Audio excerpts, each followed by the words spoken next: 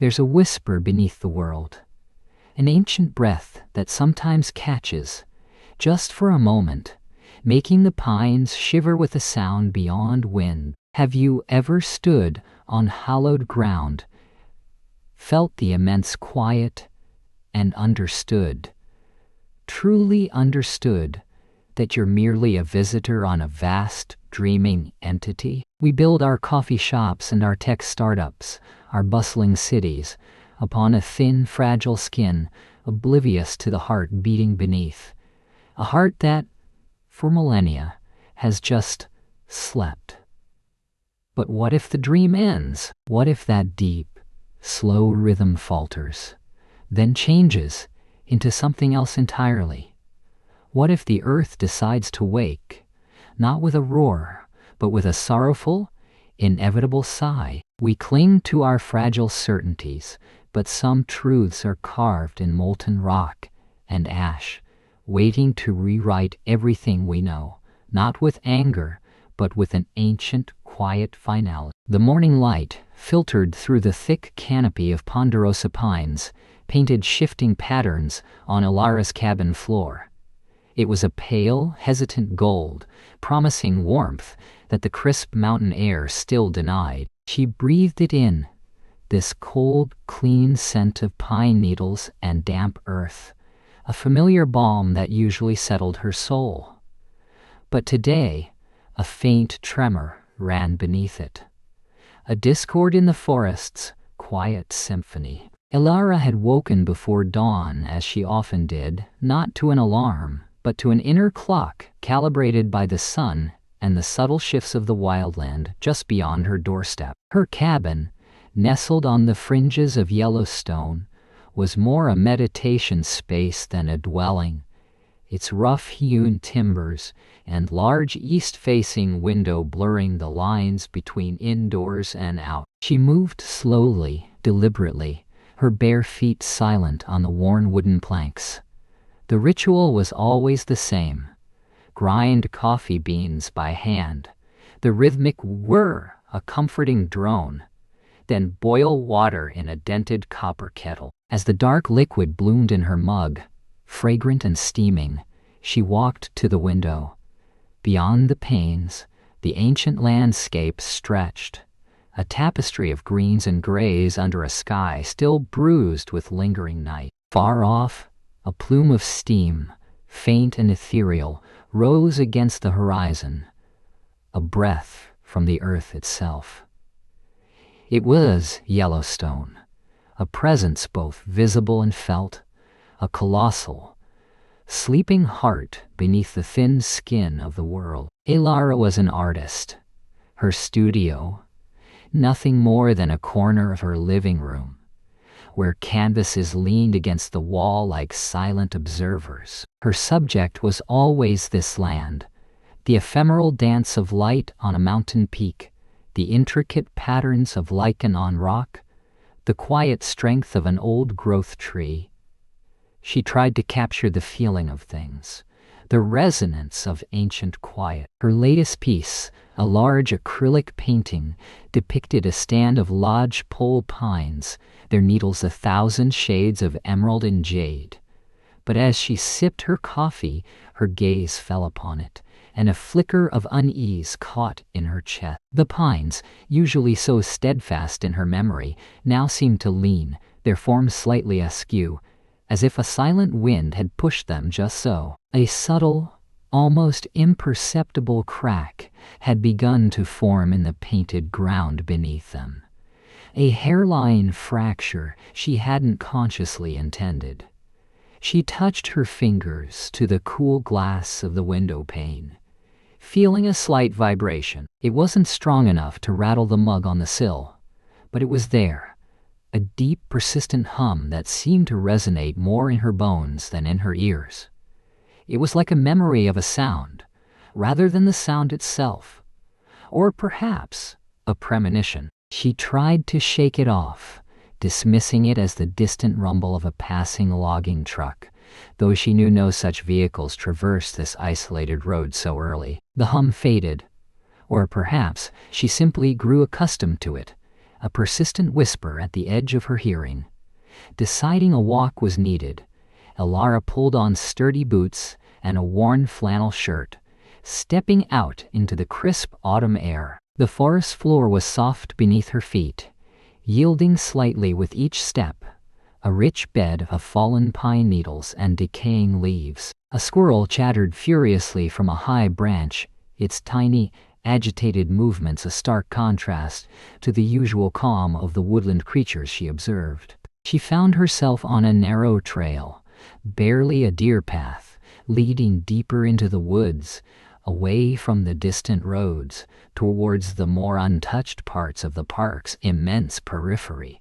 Here, the air tasted even cleaner, almost mineral. The silence was profound, broken only by the crunch of her boots and the occasional unsettling stillness of the birds.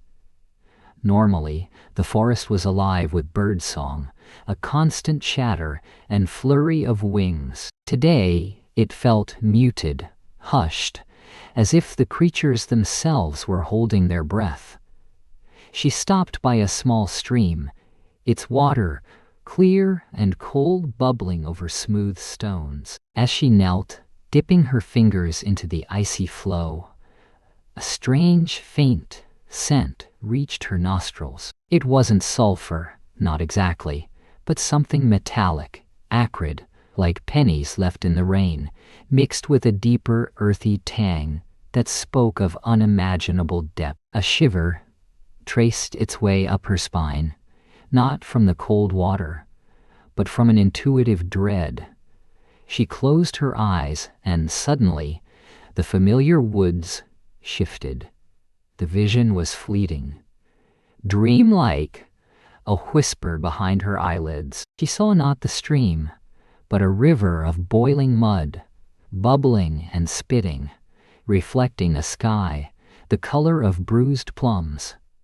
The trees were gone, replaced by skeletal forms, stark against the monochrome landscape. The earth itself seemed to heave, a slow, viscous undulation, like a giant animal stirring from a slumber far too long. A deep, vibrating thrum resonated through her entire body, a sensation of immense pressure building, then slowly, agonizingly, releasing. It was not violent, not a sudden explosion, but a profound, sorrowful exhalation, as if the world was sighing its last breath. The metallic scent intensified, filling her lungs, sharp and suffocating. She gasped, her eyes flying open. The stream gurgled softly before her, utterly unchanged, its water crystal clear. The pines stood tall and green, swaying gently in a breeze that carried only the scent of pine. Her heart hammered against her ribs, a frantic drum against the quietude. Her hands trembled as she pushed herself to her feet. It had felt so real, more than just a passing thought, more than a memory. It felt like a future, seen through a glass darkly. She walked back to her cabin, the hum in her bones more pronounced now, a subtle ache that made her shoulders tense. The premonition hadn't been a warning of rage or fury, but of something far more unsettling, a profound, inevitable sadness. It was the earth weeping, perhaps. Back in her studio, the half-finished painting of the pines seemed to mock her, its tranquil facade hiding the truth that her inner eye had glimpsed.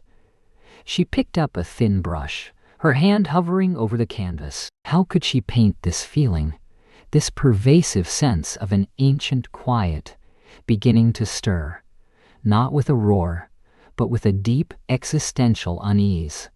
The sun dipped lower, casting long, bruised shadows across the forest. The air grew cooler, carrying the promise of a sharp evening frost.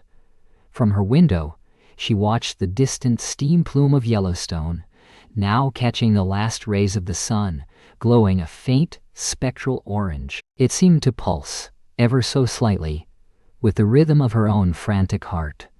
Elara didn't know what it meant, not fully. She couldn't articulate the feeling, couldn't give it a name beyond a pervasive, whispering dread. But she knew, with a certainty that chilled her to the core, that the deep, slow rhythm beneath the world was changing. The dream was ending, and the earth, it seemed, was beginning to sigh. The early morning light, thin and hesitant, spilled across the worn floorboards of Ilara's cabin. It tasted of pine needles and damp earth, a familiar comfort she had cultivated over years. She sat by the window, a steaming mug of black tea warming her palms, watching the forest awaken. A shiver, not of cold but of something ancient stirring, traced its way up her spine. It was always there, a low, thrumming whisper beneath the soles of her bare feet, a resonance she felt more than heard. Most mornings it was a distant murmur, like a deep sleeper breathing. Today, however, the whisper felt closer, a faint, insistent vibration that buzzed in her teeth. She pressed her bare feet firmer against the cool wood, as if trying to ground herself, to anchor the elusive tremor. A deep furrow settled between her brows. It wasn't a sound, not really, but a feeling, a pressure against her eardrums, a reverberation in her bones. She'd tried to explain it once, years ago, to a friend from the city. The friend had laughed gently, suggesting it was just the silence of the woods, or perhaps the ringing of an old bell in Ilara's own mind. Ilara had smiled, nodded, and retreated into her own quiet understanding. Some things, she knew, were meant to be felt alone, out in the wider world, far from Ilara's secluded hollow. The screens glowed with green lines and digital data. In regional observatories, tucked away in air-conditioned rooms, technicians stared at the readouts. Another little bump, one man grumbled, chewing on the end of his pen. Looks like a 2.1 near the caldera. His colleague, a woman with tired eyes and a perpetually worried expression, zoomed in on the anomaly. Unusual frequency, wouldn't you say? For this time of year, she murmured, more to herself than him. He shrugged, already turning back to his coffee. Yellowstone breathes. It always has. Probably just a hydrothermal tremor or some minor fault slip. Happens all the time. Still, she began, tracing a pattern with her finger on the screen. The periodicity is a little off, more sustained than typical. He waved a dismissive hand. Report it as routine. Don't cause a fuss. We've got bigger things to worry about, like funding cuts. Her lips thinned, but she logged the data, tagged it as minor, routine seismic activity, and moved on. The world, it seemed, was too busy with its own rhythms to notice the fainter, deeper beat. Ilara, meanwhile, found herself drawn out into the forest. The hum pulsed with a slightly increased urgency now, an almost imperceptible quickening of tempo. She walked silently, her senses peeled back like petals opening to the sun. The usual morning chorus of birds was muted. Only a few chirps here and there, strangely hesitant, broke the profound stillness. A flock of finches, usually a riot of chatter and darting movement, sat huddled on a low branch, their tiny heads cocked, their beady eyes unnervingly still. They looked, to Ilara's keen perception, like creatures listening for something only they could hear.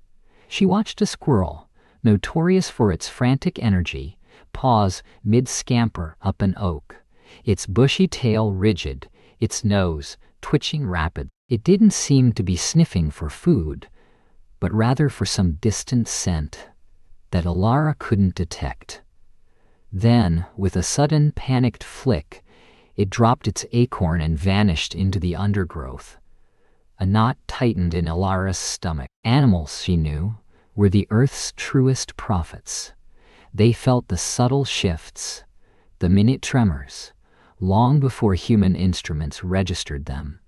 long before the conscious mind even entertained the possibility. She thought of the migration patterns of the deer, how they seemed to be drifting further south this year, weeks ahead of schedule. Or the bears, usually fat and sluggish by late summer, but now unusually lean, their movements sharper, more agitated. It was a quiet language, this animal anxiety, a tapestry woven of instinct and survival. And it was humming in unison with the vibration beneath her feet. She wandered towards her small herb garden, a place of peace and familiar order. But even here, the earth seemed to be playing an unfamiliar tune.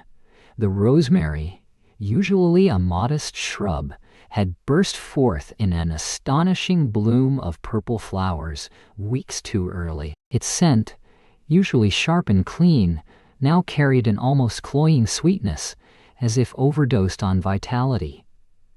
Her sage plants were nearly twice their usual size, their leaves an improbable, almost violent shade of silvery green.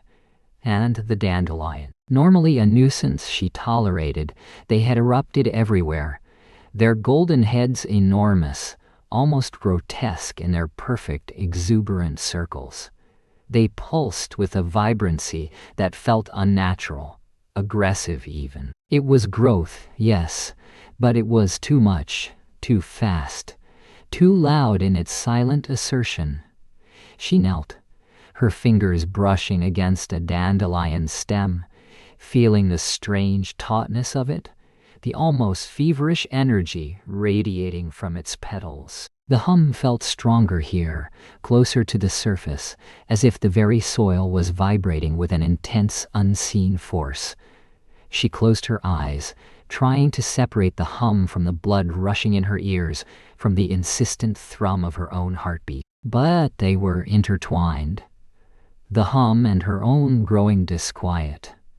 It was not a destructive force, not yet. It felt more like an accelerated awakening, a profound surge of life, but with an underlying current of something profoundly sorrowful, something inevitable, like a dream ending, not with a jolt, but with a slow, mournful exhale. Ilara spent the rest of the day in a contemplative silence, the subtle vibrations never truly leaving her. She ate her simple supper of broth and homemade bread, but the food felt like ash in her mouth. The quiet of the cabin, usually a soothing balm, now seemed to amplify the internal hum, making her feel oddly isolated, a solitary receiver of a message no one else seemed to perceive. She thought of the dismissive shrug of the technician, the routine reports. How easy it was for people to categorize, to explain away, to reduce the vast, unknowable mysteries of the earth to a mere statistic. But what if the earth wasn't a statistic? What if it was a living, breathing entity with its own pains and dreams? And what if, after millennia of slumber, it was finally stirring, not in anger, but in a profound, quiet preparation? The thought settled heavily in her chest, a leaden weight. She rose and walked to the window again, looking out at the deepening twilight. The forest was still, perhaps too still. A single owl hooted, its call echoing mournfully through the trees. The hum beneath her feet was no longer just a whisper. It was a deepening chord, a resonant frequency that spoke of change, of an awakening that promised to rewrite the very definition of routine. Ilara wrapped her arms around herself, a silent plea against the coming unknown. She could feel it, a vast, patient breath drawing in deep beneath the world. And she was afraid, not with a shout, but with a quiet, sorrowful knowing. The dream, she felt, was ending, and she was the only one awake to hear the earth's first sigh. The air in the small cabin always held a ghost of pine and damp earth, a comfort that Ilara usually found deeply soothing. Tonight, it felt suffocating. She sat by the window, watching the last slivers of apricot light bleed out from behind the jagged tree line. The silence was immense here, a vast breathing thing, yet she could hear it, not with her ears, but somewhere deeper, a low hum beneath the floorboards. A tremor, she swore, vibrated through her bones. It had been growing, this subtle thrum, for weeks now. At first, it was just a fleeting unease, a shiver that ran through her when she walked near one of the smaller, less frequented geysers. Then, it started following her home. Liam, ever the pragmatist, was humming a low tune in the kitchen, clinking cutlery as he laid the table for dinner. The cheerful sound felt like a foreign language in the dense quiet of Ilara's mind. She turned from the window, pulling the soft wool cardigan tighter around her. Liam, her voice felt small, tentative, as if speaking too loudly might shatter something fragile in the air. He poked his head out from the kitchen, a smile playing on his lips, a smudge of flour on his cheek.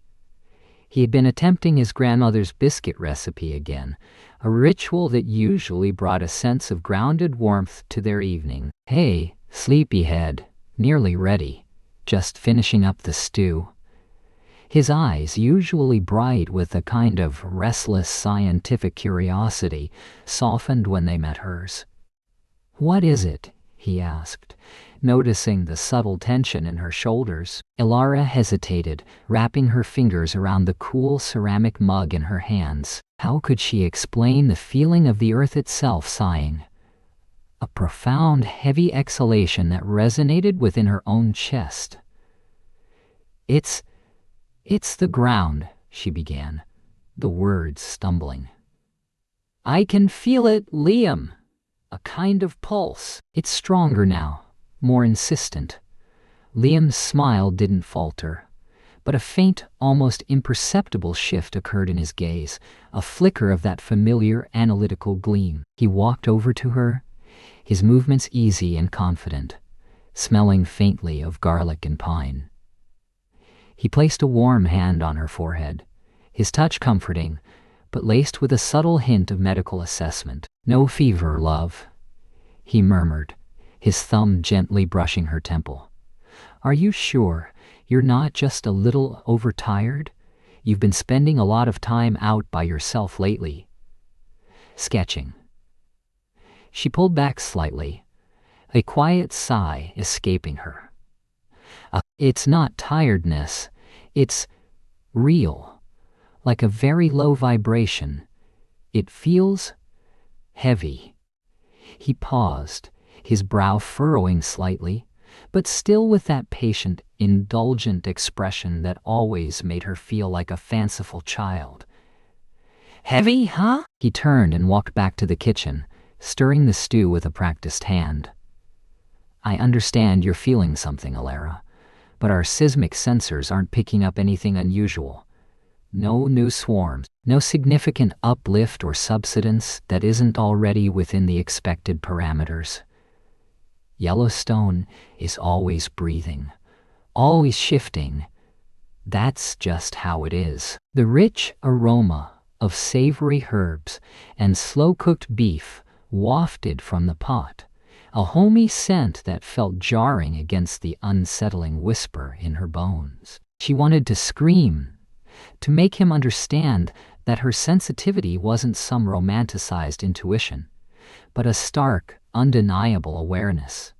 Instead, a familiar weariness settled over her. She watched him, the strong line of his back, the way his hair curled slightly at the nape of his neck, and a wave of sorrow washed over her.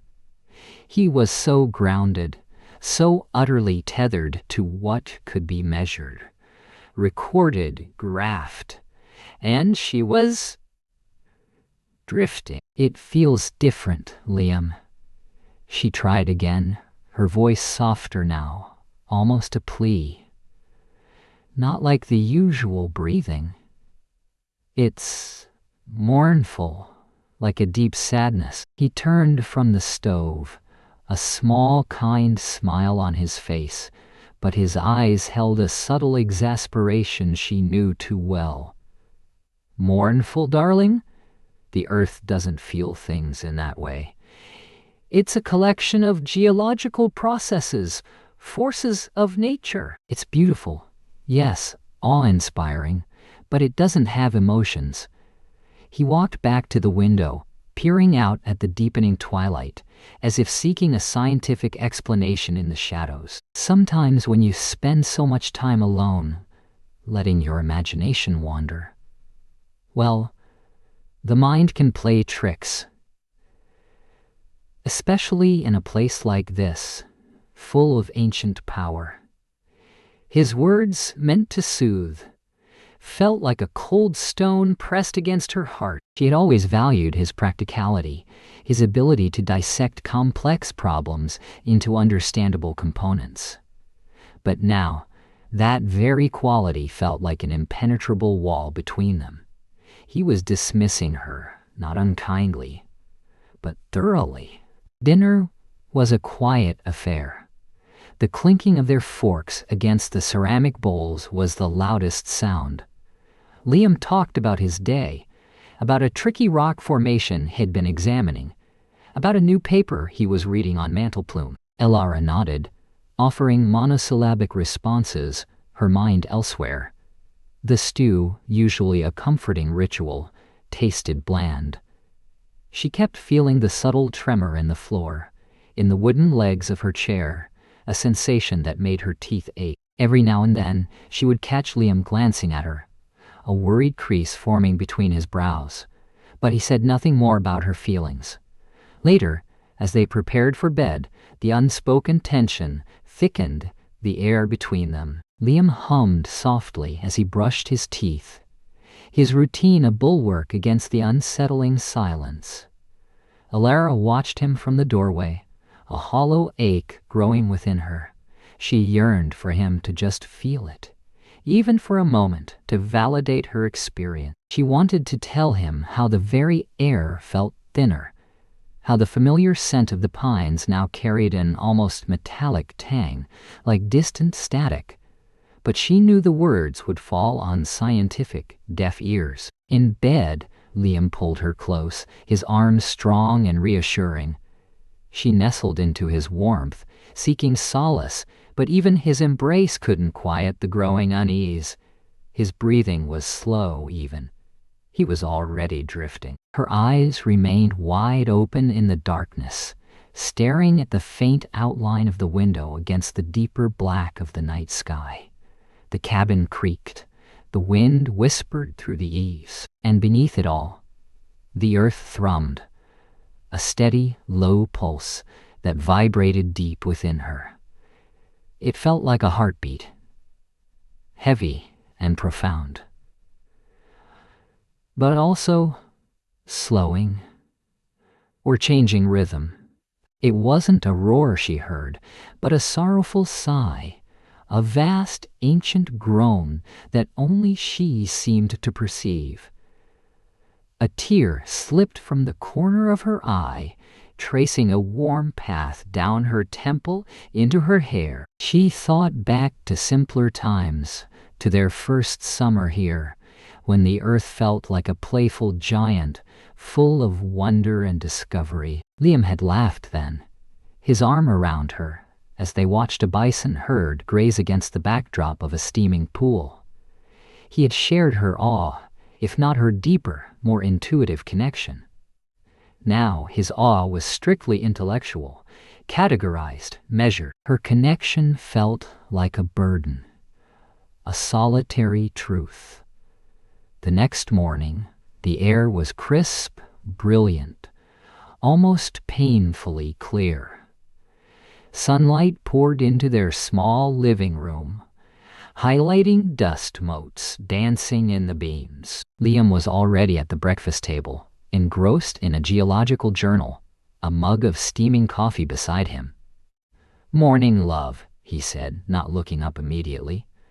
"Sleep well?" Alara felt a bitter twist in her stomach. "Fine," she lied, pouring herself a cup of coffee. The dark liquid smelled strong, bitter. She watched him, his profile silhouetted against the window, the strong line of his jaw.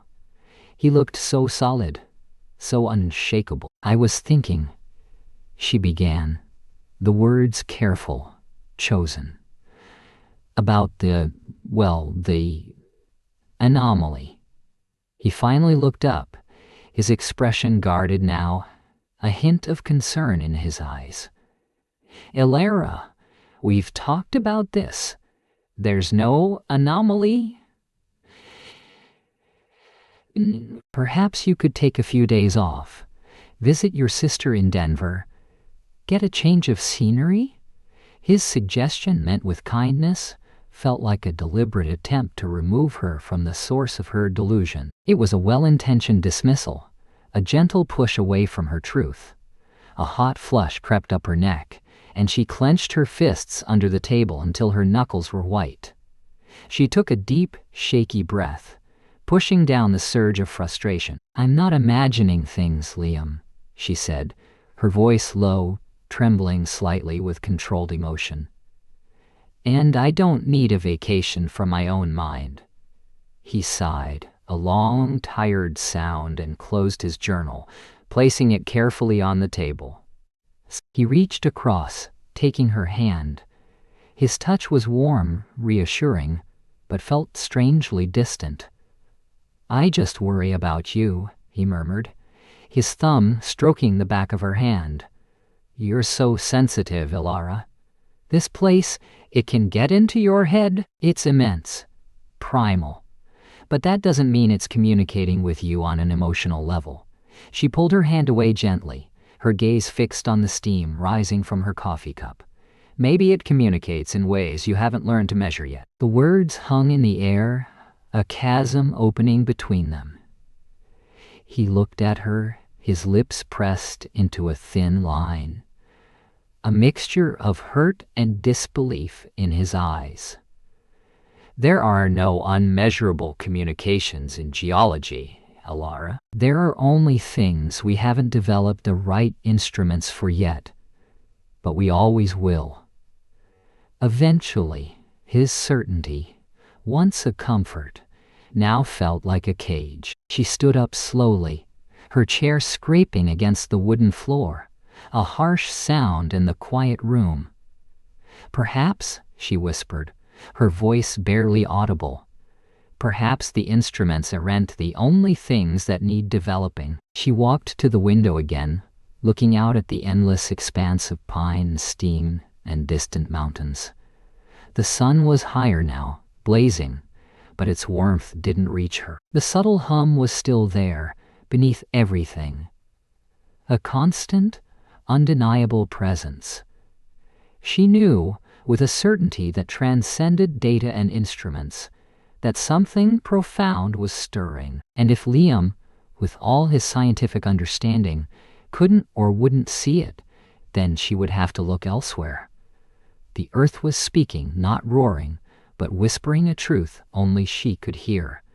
And she had to understand. She had to find a way to listen, truly listen, even if it meant stepping into the unknown, beyond the boundaries of Liam's carefully constructed, scientific world. A profound sense of solitude settled upon her, heavy and cold, yet strangely liberating.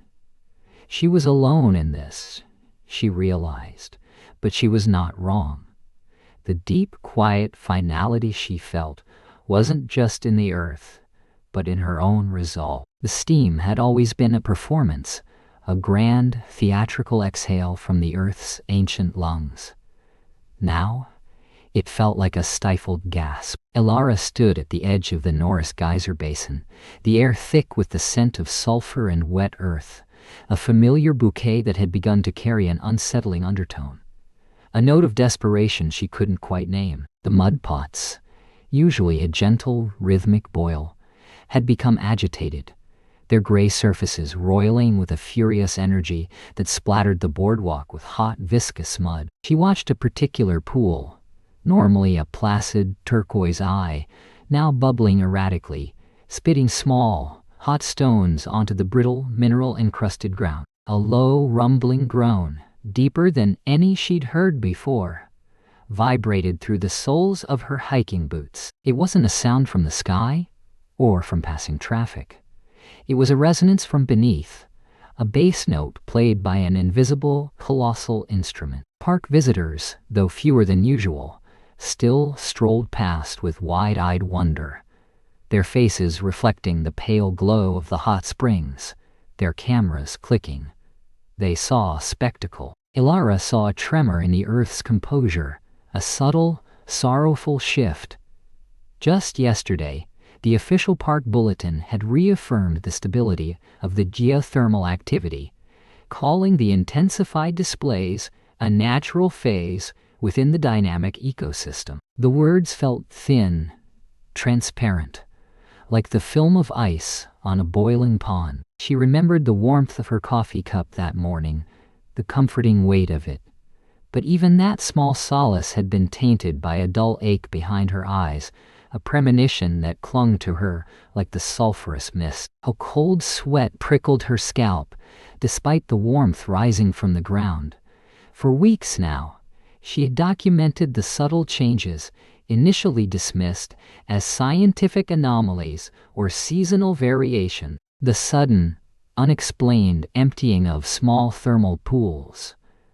The bizarre coloration shifts in some of the hot springs, from sapphire blues to an unsettling, murky ochre. The unusual tremors, often too faint to register on official seismographs, yet distinct enough for her to feel in the quiet hours of dawn, a faint shiver through the bedrock that left her feeling profoundly unsettled. She had tried to convey her growing alarm to colleagues, to park officials, but her observations were met with polite skepticism, sometimes even a patronizing smile. "Ilara, the park is always changing," one had said, his voice laced with a weary patience. "Yellowstone breathes." But this was different. This wasn't a breath.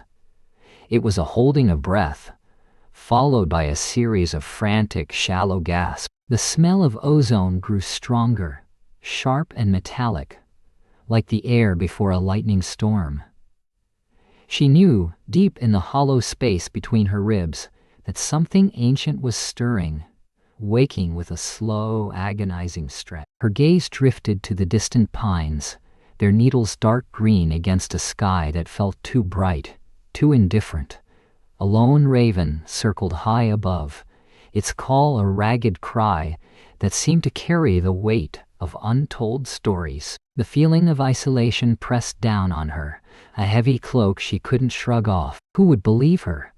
Who would see past the official reassurance and hear the Earth's quiet lament, driven by an instinct she couldn't articulate? Ilara left the crowded boardwalk, following a less traveled path that meandered towards the quieter, northern reaches of the park. She walked for what felt like hours, the sounds of her own footsteps on the dusty trail, a rhythmic counterpoint to the insistent rumble beneath the earth. The air grew cooler as she moved away from the main thermal areas, the sulphurous tang fading, replaced by the crisp, clean scent of pine and damp soil. The path eventually led her to a small, unassuming general store and gas station, a place she hadn't known existed. It looked as if time had forgotten it, its wooden porch weathered and its paint peeling. A single, ancient pickup truck was parked outside, its tires caked with red dirt. Hesitantly, she pushed open the screen door. A bell above her head jingled softly, a sound that felt out of place in the growing quietude of the park. The interior was dimly lit, smelling of wood smoke, coffee, and something else. Dried herbs, perhaps, or old leather. Rows of basic supplies lined the shelves, alongside handcrafted items. Beaded jewelry, small carved animal totems, bundles of fragrant sage. Behind the counter, a man sat on a worn stool, meticulously whittling a small piece of wood.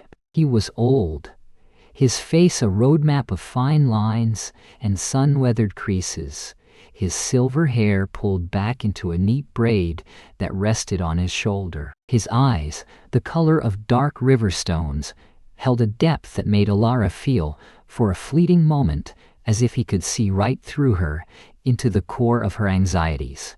He didn't look up immediately, his hands continuing their steady, precise work. The silence stretched, not awkward, but expectant, like the quiet before a shared secret. "Can I help you, young woman?" he asked finally, his voice a low rumble, surprisingly gentle, like stones tumbling in a stream. Alara cleared her throat, suddenly feeling self-conscious, her carefully constructed scientific observations sounding almost absurd in this serene space. I was just driving by," she began, the lie tasting sour on her tongue. "I work as a geologist in the park." He nodded slowly, still not looking up, but she felt his attention sharpen. "Things are changing," she blurted out, unable to hold back the torrent of her observations any longer. "The mud pots, the springs, the rumbling. It's beyond normal variations. It feels different. Deeper." She described the erratic boiling, the strange color shifts, the unsettling tremors, the persistent, low hum that seemed to emanate from the very bedrock. She spoke with a hurried intensity, her hands gesturing slightly, her voice rising with the urgency of her conviction. When she finished, the only sound was the faint scraping of his whittling knife against the wood. He finally looked up, his dark eyes meeting hers, and a flicker of something passed between them. Not disbelief, but recognition. A shared understanding that settled like warm embers in Alara's chest. "The earth has always spoken," he said, his voice soft, almost a whisper, as if he were sharing a sacred trust. "We, her children, have merely forgotten how to listen." He paused, his gaze drifting towards the small, dusty window, as if looking beyond the glass into the heart of the forest. "My name is Silas," he offered. "My people have listened to this land for generations beyond counting." "Alara," she replied, her voice barely audible. You've noticed it too?" she asked, the question laced with a desperate hope. Silas slowly placed his half-finished carving on the counter, his hands, gnarled and strong, resting there. "The old stories speak of a time when the earth's heart stirs," he began, his voice taking on a resonant quality that seemed to echo through the small store. Not in anger, necessarily, but in remembrance. A shifting, a turning, a settling of ancient bones. He looked at her again, his eyes holding a profound sorrow. "The omens you describe, young Alara, they are not new to us. The waters turning sour, the ground singing a low song, the trees whispering secrets no human ear was meant to hear." A wave of relief, so potent it made her knees feel weak, washed over Alara. It wasn't just her. She wasn't alone in hearing the earth's sorrowful sigh. Silas nodded, as if sensing her inner turmoil, a faint, knowing smile gracing his lips. "You have eyes that see beyond the surface, and ears that hear the deeper currents," he said, his words a balm to her frayed nerve. "That is a rare gift and a heavy burden." The weight of her anxieties hadn't vanished, but now a part of it felt shared. A quiet, unexpected alliance had been forged in the stillness of that small, forgotten store, under the watchful gaze of an elder who understood the earth's ancient language. The air outside, though still carrying the distant rumble, felt less suffocating. For the first time in weeks, Alara didn't feel completely alone in her dread.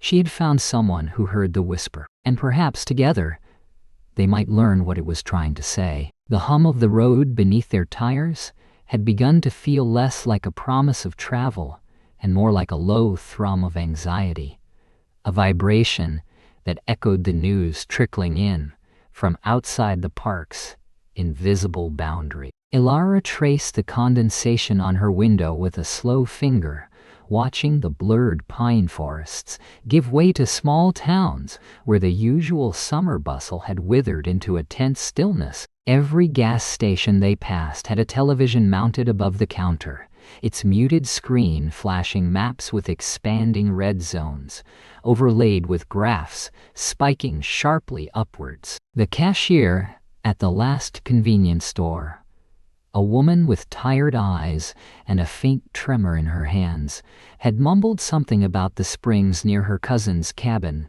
turning a strange, milky white. She hadn't met Ilara's gaze. Silas gripped the steering wheel, his knuckles white against the worn leather. He'd been quieter than usual, the easy cadence of his thoughts replaced by a steady, almost imperceptible frown. His scientific mind, usually a fortress of logic, seemed besieged by the illogical nature of what was unfolding. He downloaded every seismic update, every gas emission report, but the numbers were becoming too large, too frequent, to fit into neat equations. "Do you think they know?" Ilara asked, her voice barely a whisper against the low rumble of the engine. "Know what, exactly?" Silas countered, his voice flat, not looking away from the winding road. "That it's not just the park anymore." She paused, then added, "that it's us." Silas sighed, a slow, heavy exhalation that seemed to carry the weight of distant mountains. "They're reporting it, aren't they? But do they feel it?" She pressed, turning in her seat to face him, her eyes wide, reflecting the dappled light filtering through the canopy. "The way the air tastes different, like old pennies and something else. Something ancient?" He didn't respond, but a faint tremor ran through his jaw, a telltale sign of his own unease. They drove deeper, past the entrance gates that now stood eerily deserted, past the usual overlooks where tourists once jostled for photos. The asphalt gave way to a gravel track, then little more than a pair of faint ruts winding through dense undergrowth. This was a different Yellowstone, far from the well-trodden path. The air grew cooler here, touched with the damp scent of rich earth and decaying leaves, overlaid with the ever-present, subtle metallic tang that Ilara had come to associate with the sleeping giant beneath them. Silas consulted a worn topographical map, its creases softened by years of use, a compass glinting briefly in his hand. "The old Sean trails," he murmured, more to himself than to Ilara. "The ones that led to the whispering pools." Ilara remembered the stories, snippets from dusty anthropological texts she devoured. Places where the earth was said to breathe, where ancient spirits lingered, offering guidance not through words, but through feeling. A path forward, she hoped, might lie in looking backward, in listening to echoes long forgotten.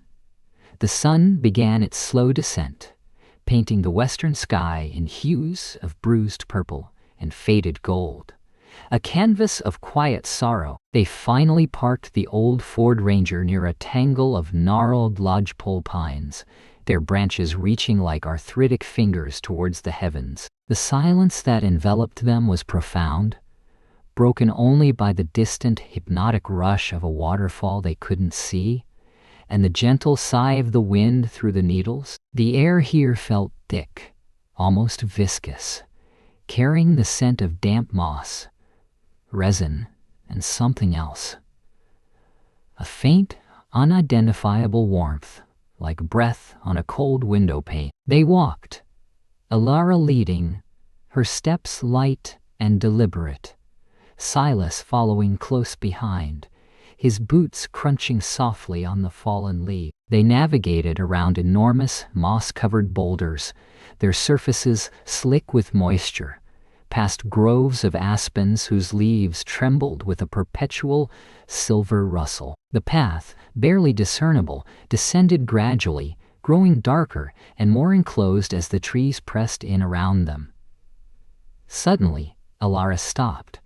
Ahead, through a parting in the dense foliage, lay a clearing. It wasn't large, perhaps 50 feet across, but its presence felt monumental. At its center was a cluster of hot springs, not the vibrant, colorful thermal pools of the main caldera, but shallow, milky depressions, their surfaces almost perfectly still, reflecting the darkening sky like smoky mirror. Steam rose from them in languid, silent tendrils, weaving through the ancient trees that ringed the clearing.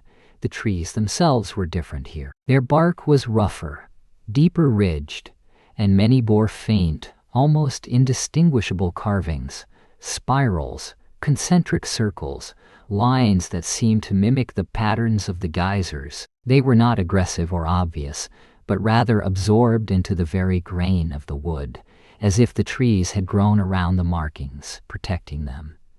Whispering pools, Alara breathed, the words barely audible. Silas stepped up beside her, his gaze sweeping over the scene. He knelt, running his hand over a patch of warm earth at the edge of the clearing. The temperature gradient is unusually high here, he murmured, his scientific curiosity momentarily surfacing through his apprehension. And the gas readings. There's a distinct hydrogen sulfide note, but also something else, fainter, perhaps methane. He pulled a small battered field journal from his pack, his pen poised.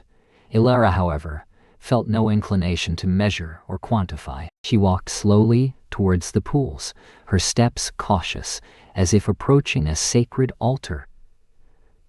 The ground beneath her moccasins felt strangely alive, a subtle vibration rising through the soles of her feet, connecting her directly to the earth's pulse. She reached the edge of the largest pool, its surface perfectly calm, reflecting the twilight.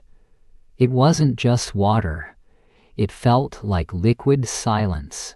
She knelt, extending a hand, but not quite touching the surface. A faint warmth emanated from it, not harsh, but a comforting, ancient heat. "What do you feel?" Silas asked, his voice softer now, his journal forgotten on the ground beside him. Alara closed her eyes, letting the stillness seep into her bones. "It's not angry," she whispered, her own voice sounding alien in the profound quiet. "It's deeply, profoundly sad." She opened her eyes, looking at the carved trees, at the steam rising like the earth's own mournful breath. "It feels like a sigh, Silas." "A sigh of what?" he asked, moving closer, his own pragmatic mind struggling to grasp her intuition. "Of knowing," she replied, her gaze fixed on the endless depths of the milky pool. "Of a terrible, inevitable knowing." She leaned in, closer to the water, as if trying to hear an unspoken confession. The carvings on the trees she now saw were not just patterns. They were a language, a forgotten script whispering tales of cyclical destruction and renewal. She saw a spiraling descent, then a slow, arduous ascent, then the descent again. An endless loop, carved not by human hands, but by the very forces of the earth, echoing through the wood. "It's not a warning," she murmured, a tear tracing a path down her cheek. "It's a eulogy." Silas stood beside her, his hand gently finding her shoulder. He looked from the carved trees to the still, steaming pools, then to the darkening sky, which seemed to press down with an immense, quiet weight. He felt the vibration too, now, a low, persistent thrum beneath his feet, reaching up his legs, into his chest. It wasn't the tremor of an earthquake, but the deep, resonant heartbeat of something vast and ancient, stirring from a long, troubled dream. There was no sudden revelation, no grand pronouncement, only the quiet acceptance of a truth that had been patiently waiting for them in this forgotten corner of the world. The path forward, they realized, might not be one of escape or avoidance, but of quiet reverence, of bearing witness. The night deepened, wrapping the clearing in a cloak of profound silence, punctuated only by the earth's soft, sorrowful breath. They remained there, Elara and Silas, two small figures in a vast, awakening world, listening to the whispered wisdom of the earth. The stars, when they finally appeared through the breaks in the canopy, seemed impossibly bright, like a million tiny tears scattered across the heavens. They were witnesses now to the slow, inevitable unfolding of a story older than humanity itself. And the earth, beneath them, continued its quiet sigh. The morning light, thin and watery, usually brought a fragile sort of peace to the valley. Elara, perched at her kitchen table, traced the rim of her cooling mug. The scent of pine needles, crisp and clean, tried to assert itself through the open window. But something else clung to the air this week. A faint, metallic tang, like old pennies left too long in damp soil. Liam was already out, checking the fence line of his small pasture, a routine he'd held on to with stubborn reverence, even as the news channels buzzed with escalating anxiety. She pictured him, shoulders hunched against the early chill, his breath plumbing white against the stark blue of the Montana sky. Silas, she imagined, would be in his study, surrounded by stacks of well-worn books, perhaps gazing out at the distant, silent mountains, already seeing beyond them. A low rumble, like a distant train, had become a common visitor over the past few days, easily dismissed as the earth settling, a heavy truck on the highway, or the wind playing tricks on old timbers. But this morning, it was different. It started not as a rumble, but as a deep sigh, a sound that seemed to emanate from beneath her very bones, rising through the floorboards, making the ceramic mug tremble against the oak table. The sigh deepened, stretching, growing in intensity, until it was less a sound and more a vibration that filled her entire body. The framed photograph of her grandparents on the windowsill clattered. Then, top, a sharp, cracking noise echoed from outside, followed by a rush of air that rattled the windows violently, a primal exhalation that stole her breath. Elara gripped the edge of the table, her knuckles white, her heart hammering against her ribs like a trapped bird. The metallic tang in the air intensified, now laced with something acrid, sulfurous, choking. She pushed away from the table, stumbling towards the window, her mind refusing to connect the growing tremor with the images she'd seen in documentaries. Through the glass, past the swaying branches of the ponderosas, a colossal plume of white and gray steam billowed upwards, tearing through the pristine morning sky like a shroud being ripped apart. It wasn't a fire. It wasn't a cloud. It was the breath of something ancient, vast, and unmistakably awake, rising from the direction of the park, miles away, yet impossibly close in its presence. The plume climbed higher, thicker, a terrifying, silent monument reaching for the heavens. A distant, muffled boom resonated then, not sharp, but deep, resonating in her chest cavity.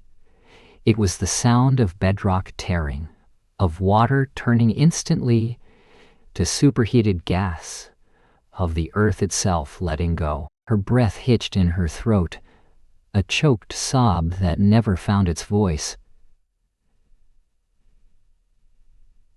She felt a dizzying lurch, not from the earth, but from within her own stomach, as if a vital anchor had just snapped. This wasn't a drill. This wasn't speculation. The quiet hum beneath the world had just become a roar, however localized. Liam, leaning against a weathered fence post, had felt the tremor before he heard the sound. It began as a subtle vibration through the soles of his boots, a faint hum that spoke of immense, subterranean power. He'd paused mid-thought, his hand resting on the rough grain of the wood, feeling the pulse of it. Then came the shriek, a whistle of escaping steam, so piercing it felt like an arrow driven through his skull. He instinctively shielded his eyes, looking towards the south, towards the heart of the national park, where the land stretched out, wild and untamed.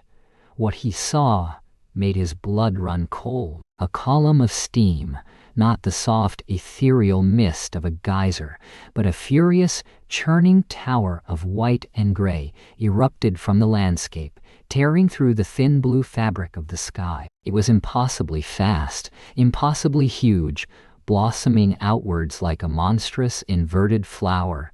He saw trees, hundreds of them, no thousands, become mere splinters caught in its violent ascent, disappearing into the blinding white. The ground beneath him bucked, a sickening heave that threw him off balance. He landed hard on his knees, the impact jarring his teeth, his hands scraping against frozen earth. A profound sense of awe, cold and terrifying, washed over him. This was not a natural event in the way a storm was natural, or a forest fire. This was something else entirely, a raw geological scream from the planet's core. The air, suddenly thick with the smell of rotten eggs and scorched rock, burned in his lungs. He pushed himself up, his muscles protesting, his eyes fixated on the towering column that continued to expand, pushing silent, turbulent clouds across the sky. His first coherent thought was of Alara, alone in the house, vulnerable. His second was of Silas, who had spoken of this possibility with a quiet certainty that had always unnerved him. The world had just delivered a warning, stark and undeniable. He turned and began to run, stumbling towards his truck, towards the house, towards the desperate hope of solid ground that no longer felt solid at all. Silas, by some strange, melancholic foresight, was already at his window, watching the distant tree line with a mournful gaze, even before the ground truly began to shudder. He had been reading an old geological survey, its pages brittle with age, detailing the caldera's ancient breaths. A faint tremor had vibrated through the glass pane, a delicate plucking of the invisible strings that bound the earth. Then the sound came, a low guttural groan, tearing itself from the planet's throat. He didn't need to turn on the news. He didn't need official confirmation. The land spoke to him, an ancient language of shift and release, of pressure and liberation. He watched the column of steam climb, a silent, monumental testament to a power beyond human comprehension. There was no panic in him, only a profound, aching sorrow. He had lived with this possibility for so long, had dreamt of it, had woven it into the tapestry of his understanding of existence. This was not the end of the world, not yet. But it was the end of a long, oblivious sleep. The air filled with a metallic tang, carried on a sudden cool breeze. He closed his eyes for a moment, letting the scent of sulfur, the distant groan of the earth, the rising plume imprint themselves onto his consciousness. When he opened them again, the world outside looked both the same and irrevocably changed. The sky was still blue above the rising steam. The distant mountains still stood sentinel, but the very fabric of peace had been torn. His phone buzzed on the desk, a shrill, insistent demand for attention. He ignored it for a moment, letting the silence of his study absorb the magnitude of what had just happened. Then, with a sigh that felt older than his years, he reached for it. It was Liam, his voice tight with a raw fear. Silas rarely heard. "Did you see it, Silas? The plume?" "I did, Liam." Silas' voice was calm, almost unnervingly so. They're calling it a phreatic eruption." "A big one?" "The ranger station just broadcasted it. They're evacuating West Yellowstone."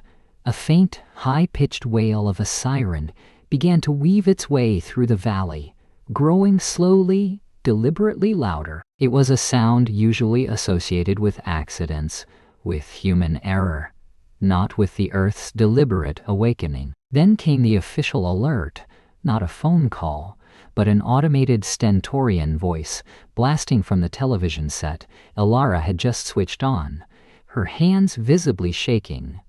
"This is an emergency alert system broadcast. Effective immediately. Mandatory evacuation orders are in place for all residents within a 50-mile radius of the Yellowstone caldera. This includes the towns of West Yellowstone, Gardner, Cook City, and Silver Gate. Residents are advised to proceed calmly and swiftly to designated evacuation routes." The voice was devoid of emotion, yet its very blandness amplified the terror. It repeated the message, then again, a relentless drumbeat of impending displacement. Elara stood frozen, staring at the screen, her lips parted slightly, breath catching in her throat. The words themselves seemed to hang in the air, heavy and solid, like stones. A mandatory evacuation. Not a drill. Not a suggestion. Not a drill. The quiet, persistent unease that had settled over their lives for weeks had finally found its sharp, undeniable edge. She looked at her hands, still trembling, then around her small, familiar kitchen, the sun-drenched table, the half-empty coffee mug, the photograph of her grandparents still lying on its side. Each item suddenly seemed imbued with a fragile, almost mournful significance. Liam burst through the door, his face pale, his breath coming in ragged gasps. He moved straight to Elara, pulling her into a tight, desperate embrace. "We have to go, Elara," he whispered into her hair, his voice rough with unshed tears. "We have to get out." His practical mind was already clicking into gear, planning routes, remembering supplies. But beneath the urgency, Elara could feel the tremor in his arms, the deep, guttural fear that had finally broken through his carefully constructed resolve. Silas arrived shortly after, his face etched with a quiet sadness that seemed to mirror the very landscape outside. He carried a worn leather satchel, a few books, and a thermos. He simply looked at them, a lifetime of understanding passing between the three of them in that silent, heavy moment. "The dream is ending, isn't it?" Elara whispered, her voice barely audible, the words feeling foreign and alien in her own mouth. Her eyes, wide and luminous with unshed tears, sought Silas's. He nodded slowly, a profound weariness settling over his features. "It seems so, Elara. He didn't offer false platitudes, didn't try to soften the blow. He simply affirmed the undeniable truth." The sound of more sirens joined the first, creating a rising chorus of urgency, painting the air with a new kind of anxiety. The whisper beneath the world was no longer a whisper. It was a statement, profound and irreversible. The thin, fragile skin of their existence had finally begun to tear. They stood there, three figures in a small kitchen, watching the news channel, listening to the sirens, the quiet thrum of their lives suddenly replaced by the drumming beat of the Earth's awakening. The process of leaving, of packing, of abandoning had begun. Not with a bang, but with a sorrowful, inevitable sigh. The morning light, filtered through the old lace curtains, usually held a soft, golden promise. Today, it felt thin and bruised. It lay across their unmade bed, a pale blanket of resignation, illuminating dust motes dancing in a slow, sad waltz. Elara traced the rough wave of the blanket with her fingertip. Her hand felt cold, even in the faint warmth of the sunbeam. Beside her, Liam stirred, a low sigh escaping his lips. He didn't open his eyes immediately, as if prolonging the fragile peace of those last waking moments in a home they would soon abandon. The air in the house was already different, anticipatory. It hummed, not with the usual comforting creaks and groans of an old dwelling, but with a silent, heavy question. Yesterday's decision, made under the oppressive weight of geological data and hushed governmental warnings, had solidified into today's terrible reality. They were leaving. Not for a holiday, not for a visit, but for good. His eyes finally fluttered open, finding hers in the dim light. There were no words, none that felt adequate anyway. Only a shared understanding, a deep, aching current that flowed between them, born of 2 decades intertwined within these walls. He reached for her hand, his fingers intertwining with hers, a silent anchor. The ritual of packing was a strange, muted affair. It wasn't about efficiency or even necessity, not truly. It was about choosing fragments of a life, bits of memory, to carry forward into an unknowable future. They moved through the rooms like ghosts, touching surfaces, lingering in doorways. In the kitchen, Elara found herself staring at the chipped ceramic mug Liam had used every morning since they moved in. It depicted a cheerful sunflower, now faded by countless washes. A faint, almost imperceptible tremor ran through her hand as she lifted it.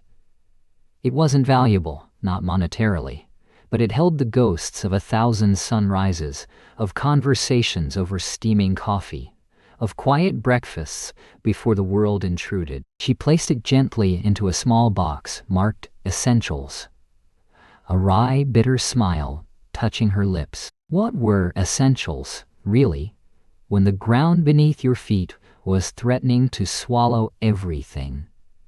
The scent of stale coffee grounds still lingered near the old grinder. She wouldn't take it. No room for grinding beans where they were going. It felt like leaving a small, comforting part of their routine behind, a piece of the predictable world they had known. She chose a small, smooth river stone from the windowsill instead, one they had found together on their first picnic by the Snake River, its surface cool and reassuring against her palm.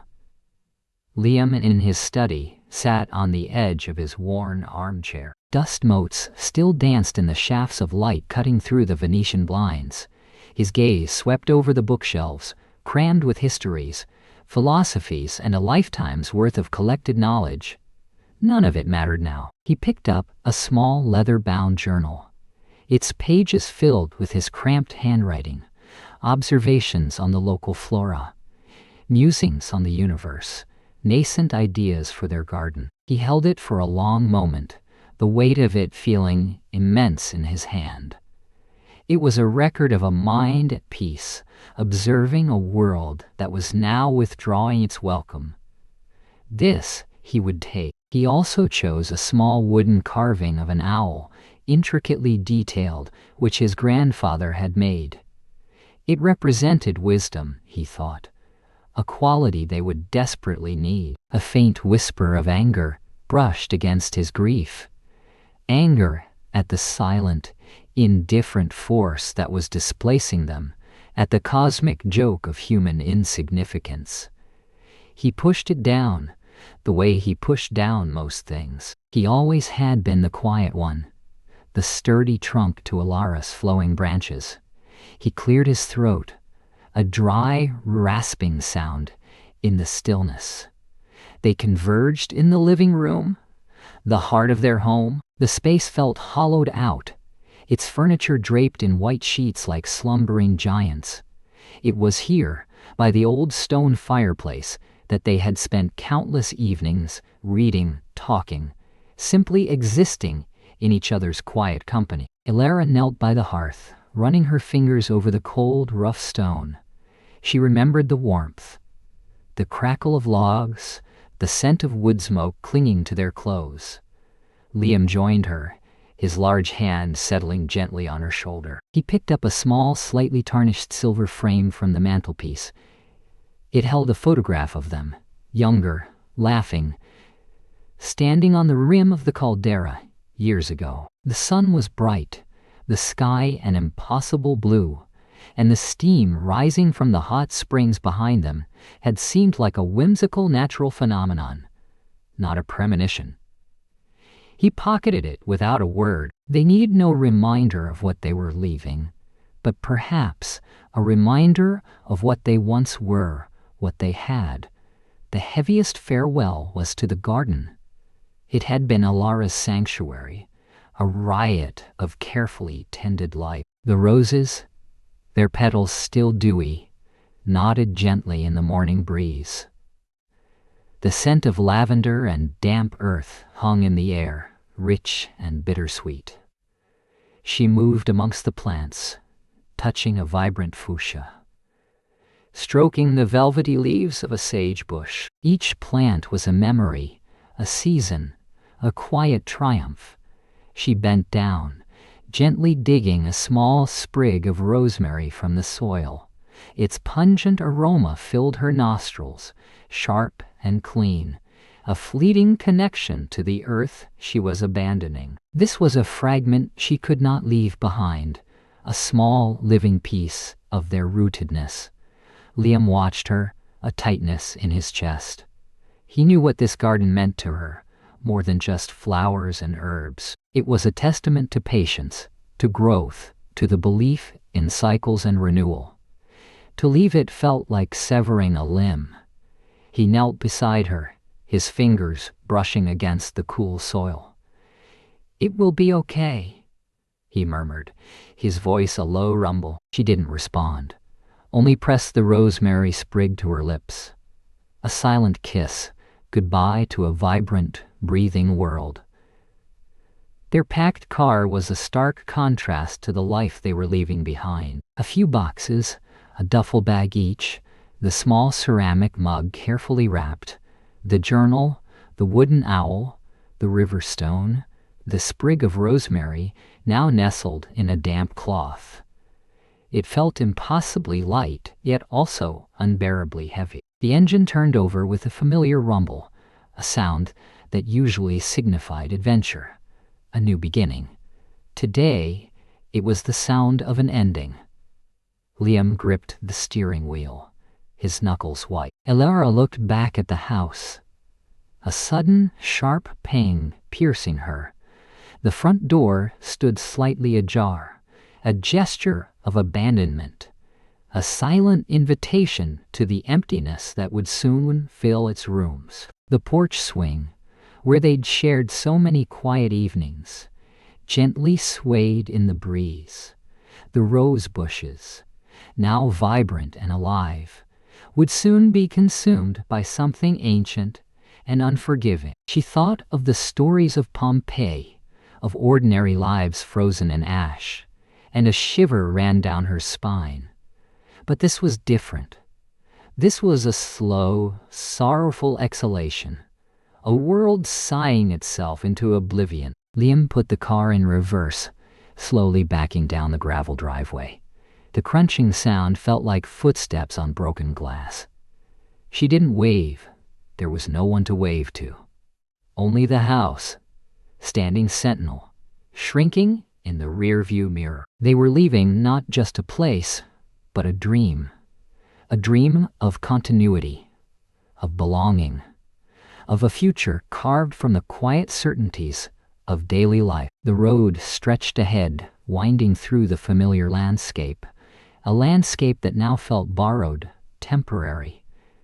The pines whispered their ancient secrets, a sound that seemed to follow them, a soft, melancholic hum. Beneath the tires, beneath the very fabric of the world, she could almost feel it. The deep, slow rhythm faltering, then changing into something else entirely. A sorrowful, inevitable sigh. They were just two small figures, driving away from the ghost of a world into the vast, uncertain expanse of what remained. The silence in the car was profound, broken only by the hum of the engine and the beating of their own fragile heart. They carried their memories, their love, and a few small, precious things, and the quiet despair that clung to them like dust motes in the mournful light. The kettle had just begun its soft, tremulous whistle when the light shifted. Not a sudden flick of a switch, nor the abrupt dark of a storm front, but something far more subtle, as if the very air had thickened, taking on a bruised, purpling hue. Ilara paused, her hand hovering over the ceramic mug, the heat from the stovetop, a familiar comfort against the chill of the morning. She moved to the window, pushing aside the faded lace curtain, and peered out. The world outside was usually awash in the gentle gold of late spring, the new leaves on the maple tree, a vibrant, almost audacious green. Today, however, the green seemed muted, as if seen through a veil of ancient grief. A tremor, so faint it could have been her own heart skipping a beat, pulsed through the floorboards. It was not the sharp jolt of a distant quake, but a slow, deep vibration, like the resonating hum of an immense bell struck far, far away. She remembered her grandmother, long gone now, speaking of the earth's pulse, how some places had a stronger beat than others. Yellowstone, her grandmother had always said, was the earth's own dreaming heart. Now that heart was not dreaming, it was sighing. The first tendrils of what she knew, deep in her bones was coming, began to stretch across the sky. They were not the angry boiling clouds of an ordinary storm. No, these were softer, more pervasive, like wisps of forgotten thought unspooling from the horizon, blotting out the crisp definition of the distant mountains. It began with a pale gray, staining the impossibly blue canvas of the morning sky. Then, a deeper charcoal, bleeding from the west, spreading with an unnerving, almost leisurely pace. There was no roar, no explosive clap to split the air.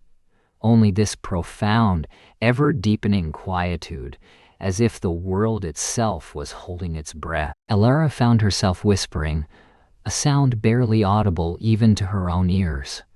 "Oh, old friend," she murmured, her fingers pressing against the cool glass of the windowpane. "You're waking." The light continued to fade, not into night, but into a permanent twilight, an endless dusk that swallowed the familiar colors of her small garden. The bright reds of the geraniums on her porch, the vivid yellow of the dandelions pushing through the cracks in the flagstones, all began to recede, washed out by the encroaching monochrome. She watched, mesmerized and horrified, as the first flakes began to fall. Not snow. Never snow. These were fine, impossibly soft particles, like powdered moonlight drifting down from the bruised heavens. They settled on the maple leaves, turning them a ghostly white. They dusted the porch railing, transforming the rough wood into something smooth and ethereal.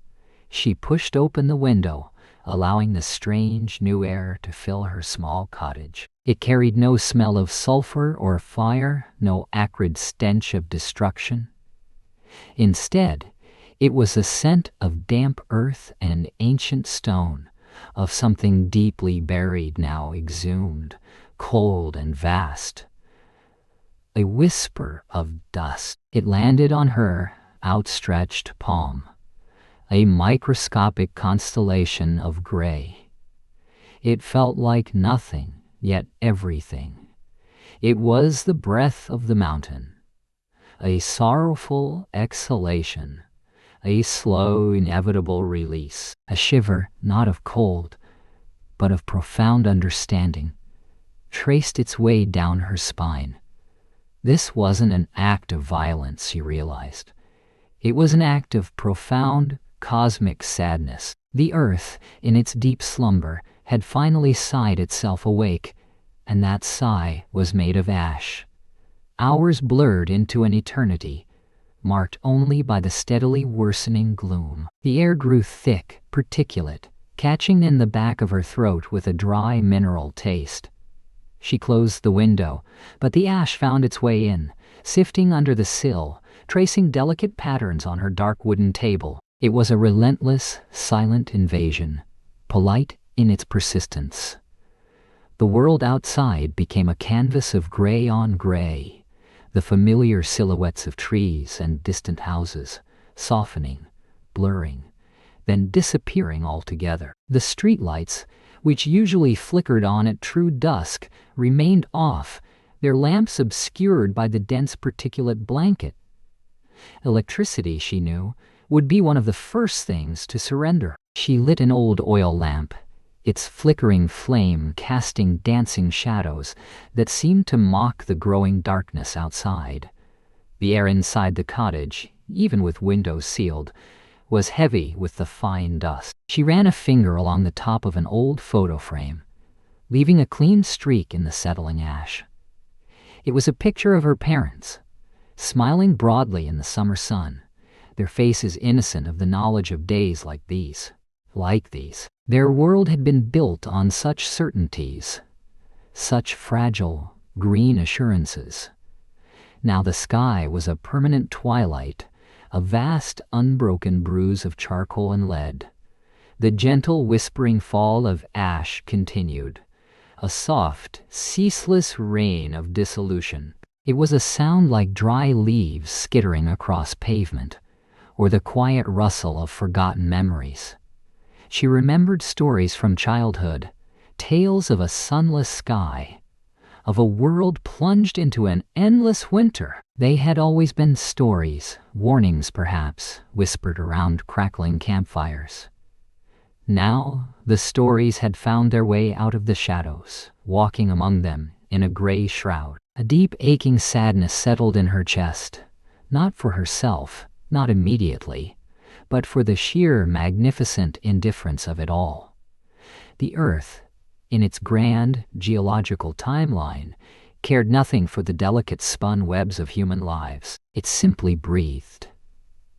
And its breath reshaped everything. She watched a moth, drawn by the lamplight, flutter against the window pane, its fragile wings stirring tiny motes of ash into swirling galaxies on the glass. It was a small, desperate dance in a world that was rapidly turning monochrome. The silence outside was profound now, broken only by the continuous, almost imperceptible sigh of the falling ash. No birds sang, no distant traffic hummed, only the soft, insistent whisper of the world being remade.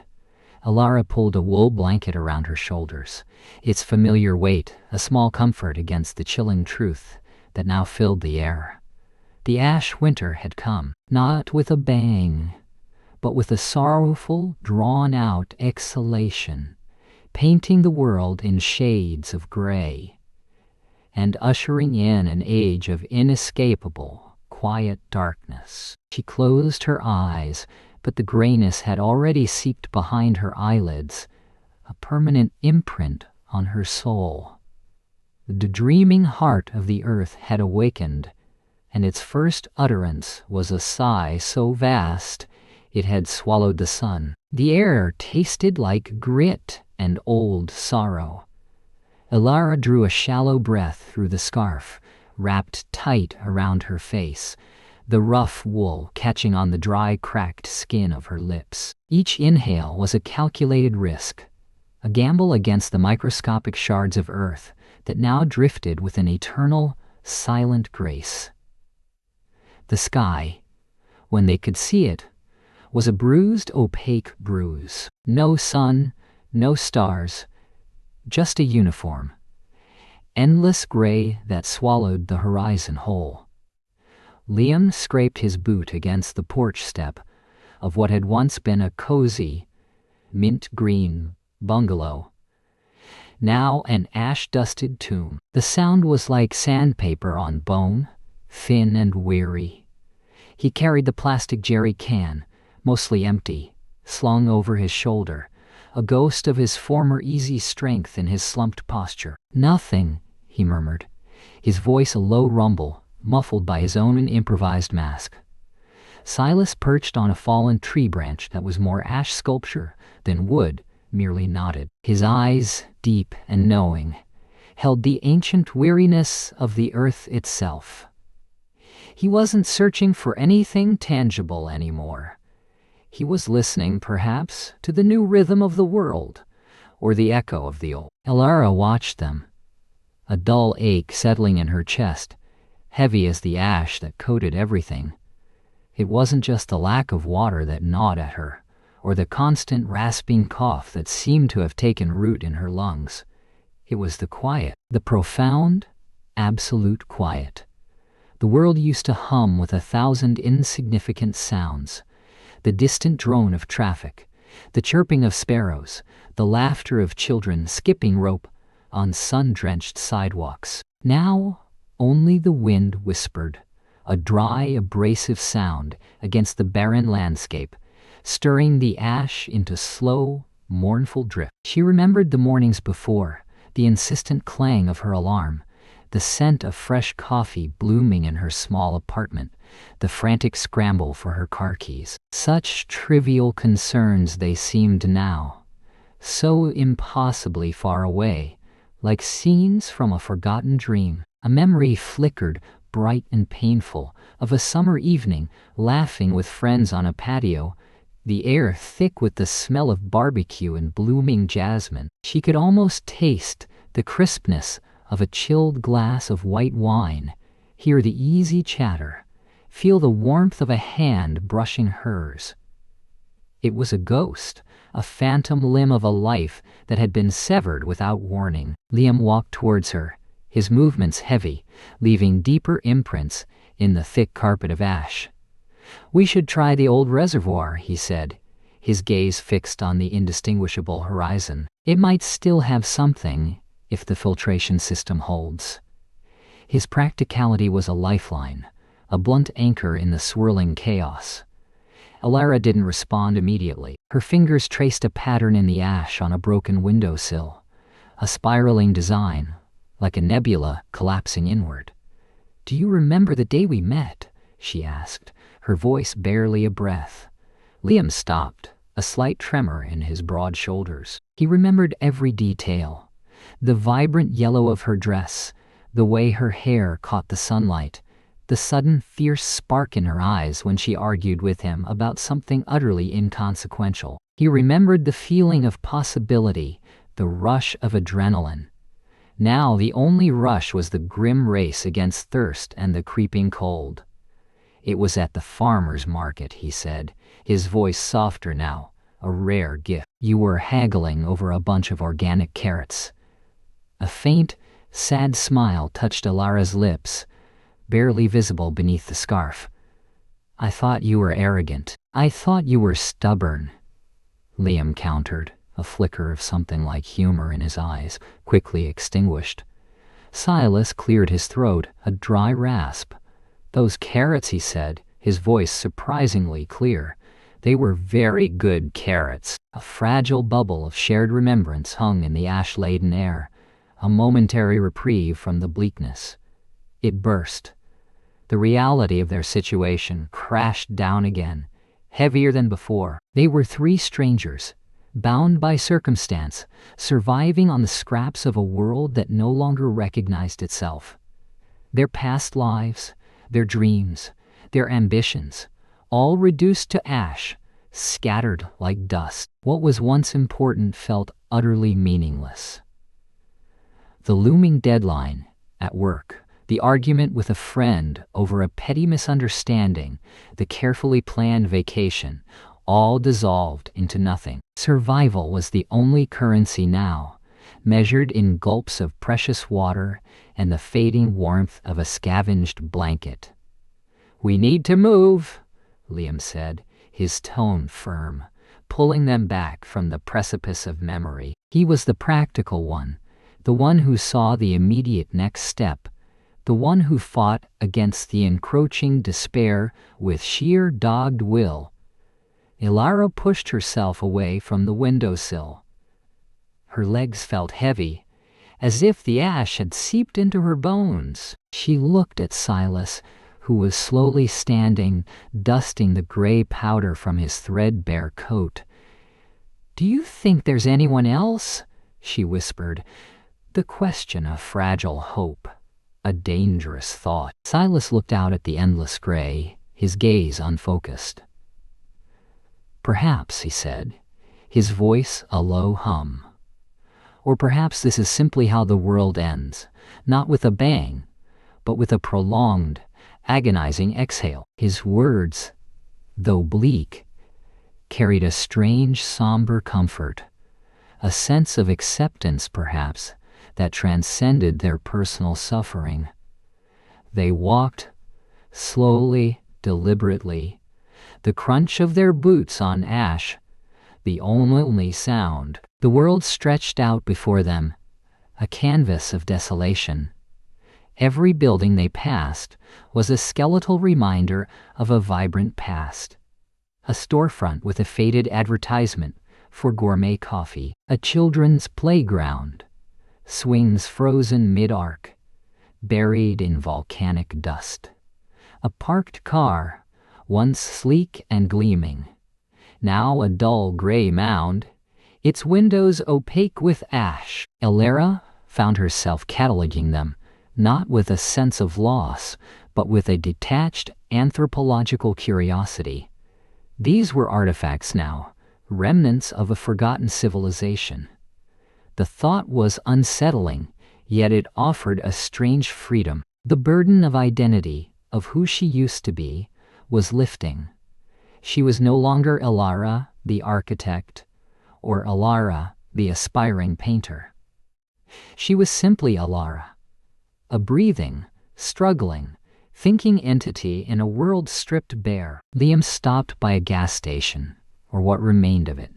The sign was half buried, its cheerful red letters muted by ash. He peered into the dark, cavernous space where the convenience store used to be.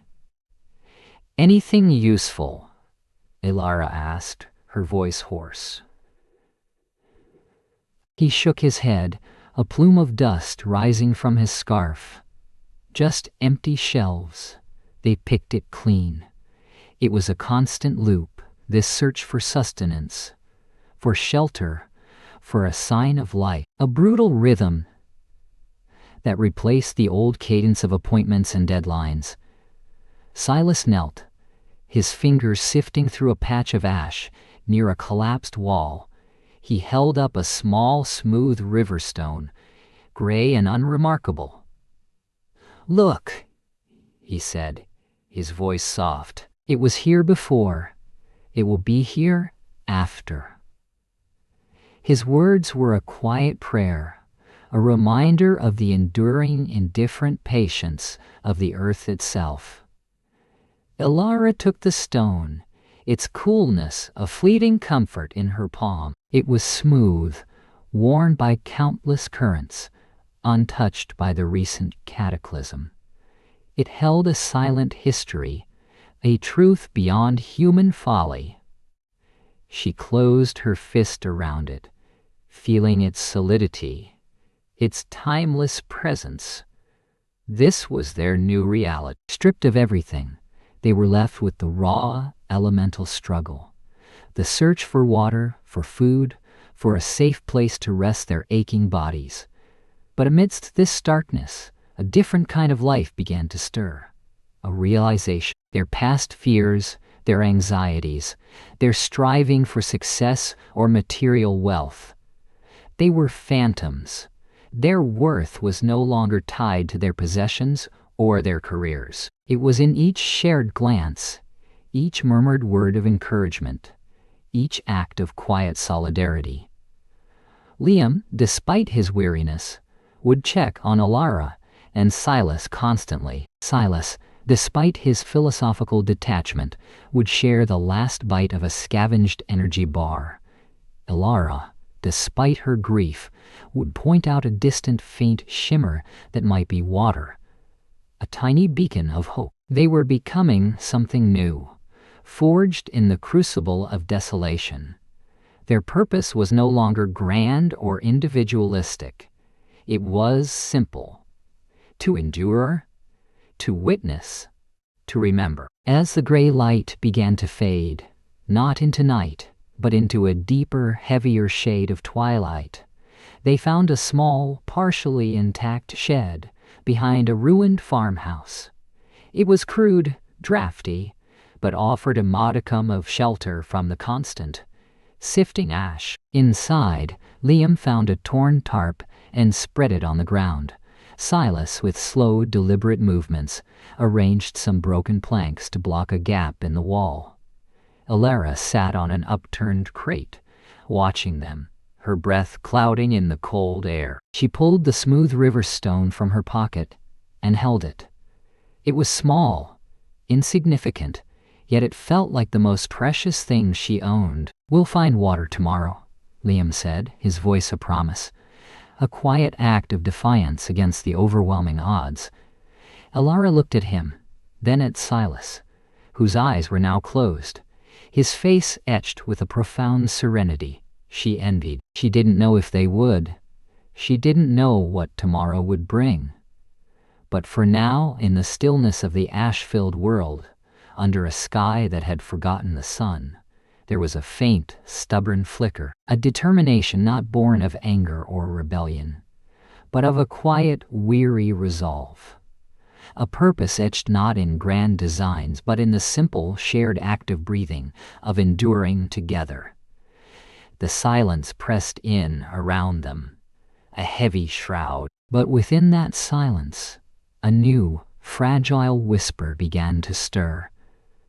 The whisper of life, refusing to be extinguished, undefined. The wind, when it came, was a sigh. It carried not the scent of pine or damp soil, but a fine, almost imperceptible dust that settled on Alara's worn jacket, a ghost of the past. Years had softened the edges of the immediate horror, but the memory, like the ash beneath her feet, remained deep and pervasive. She sat on a makeshift bench fashioned from a fallen, petrified log, overlooking what had once been a valley teeming with life, now a vast, gray canvas, subtly interrupted by emerging greens. The silence here was different from the silence of old forests, a vast and watchful quiet that spoke of immense power, recently unleashed and now merely dormant.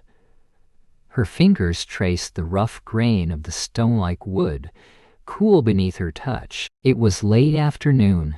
The sun, filtered by the permanent haze in the upper atmosphere, casting a diffused, pearlescent light that rendered the world in shades of muted silver and muted sage. The air itself felt thin, imbued with an ancient memory. She closed her eyes, letting the stillness seep into her bones. This was her new church, this scarred landscape, demanding a reverence born not of fear, but of profound understanding. No roaring sermons, just the ceaseless, patient work of the earth. When she opened them again, her gaze fell upon a small, determined patch of moss clinging to a rock face near the base of the ridge. It was a brilliant, almost defiant emerald against the monochromatic backdrop. How many winters had passed since the sky first bled ash? How many seasons had thawed and refrozen the vast silent layers? She didn't count anymore. Not precisely. The concept of linear time had blurred, stretched thin by the cataclysm, replaced by cycles of regrowth, of patient waiting. Her own hair, once dark, now held threads of silver that caught the soft, diffused light, like the moss, a testament to time. The old world felt like a forgotten dream, distant and impossible. She remembered the sharp scent of morning coffee, the insistent hum of traffic, the casual ease of a grocery store aisle filled with plastic-wrapped abundance. Such fleeting, delicate things they were. The whisper of it all, that immense, slumbering presence beneath their feet, had grown louder, then impossibly loud, until it was the only sound. And then silence again, but a silence that tasted of sulfur and grief. For a long time, the world had been only that. Ash and silence. The sky perpetually bruised. The sun a ghost. Survival had been a stark, brutal lesson. Every grain of rice, every drop of clean water, a victory. They had learned to hoard, to share, to build again with what little remained. Villages had sprung up in forgotten hollows, connected by muddy paths, not highways. Humanity had shrunk, not in stature, but in its footprint, retreating into small, tenacious knots of warmth against the vast, cold indifference. But something else had also grown, something unexpected, a profound quietude, a forced introspection. With the incessant clamor of the old world gone, replaced by the rhythmic crunch of their own footsteps on the ash, people had started to listen differently. To themselves, to each other, to the land. Elara listened now, not just with her ears, but with her whole being. The faint scuttle of a beetle beneath the ash, the distant, reedy cry of a hawk, a sound that years ago would have been drowned by 1,000 other noises. The rustle of new, brittle leaves on a sapling, pushing through the gray crust. The earth was breathing again, slowly, painstakingly. She thought of the stories passed down, ancient whispers of creation and destruction, tales of goddesses and giants shaping mountains with their sorrow or their rage. They had always felt like quaint fictions in the bright, clinical light of modern science. Now, they felt like profound truths. The earth was not merely a rock spinning in space, but a living, breathing entity with its own vast, unknowable cycles of sleep and awakening. And they, humanity, were merely guests, transient visitors, their bustling cities and clever inventions no more significant than the transient frost on a winter windowpane. Yet, there was beauty in this stark acceptance. A melancholic peace had settled over her, not a resignation, but an understanding. The world had ended, yes, but life had not. Life, in its stubborn, quiet way, had insisted on continuing. She watched a small, hesitant stream carve a fresh path through the ash, the water clear and cold, carrying tiny particles downstream. It was a new artery, pulsing with the promise of unseen springs. Sometimes, at night, when the moon cast stark shadows across the ash fields, she would lie awake and remember the tremor, the deep, guttural growl that had preceded the sky's fury. It was a visceral memory, one that still tightened her chest, a phantom echo in her bones. But those moments of dread were fewer now. They were slowly replaced by observations of quiet triumphs, the first tentative blossoms on an ash-resistant shrub, the sight of children, born after the great sleep, their laughter echoing across the vast emptiness, completely unaware of the world that had been. They knew only this: the quiet, the hard work, the communal warmth. They saw the gray, but they sought the green. Elara reached down and gently touched a small fledgling fern, its fronds unfurling with slow, almost imperceptible grace from the ash. It was fragile, yes, but imbued with an ancient strength. It remembered, It knew how to push. It knew how to endure. And so, she realized, did they. Humanity, too, was a fern, pushing through the ash, scarred but unbroken. They had shed so much, the superficial, the extraneous, the illusions of control. What remained was raw, resilient, and deeply connected to the rhythm of the earth itself. The sun dipped lower, painting the horizon in hues of bruised violet and faint gold, a slow, gentle transition that mirrored the world's own transformation. A silent promise, not of a return to what was, but of a quiet, hard-won future. Alara rose from her makeshift bench, her muscles stiff, but her spirit settled. She began the long, quiet walk back to the cluster of humble dwellings in the hollow, leaving footprints in the ash, each one a testament to persistence, a whisper of hope in a world forever changed. The wind sighed again, carrying the faint, clean scent of new life.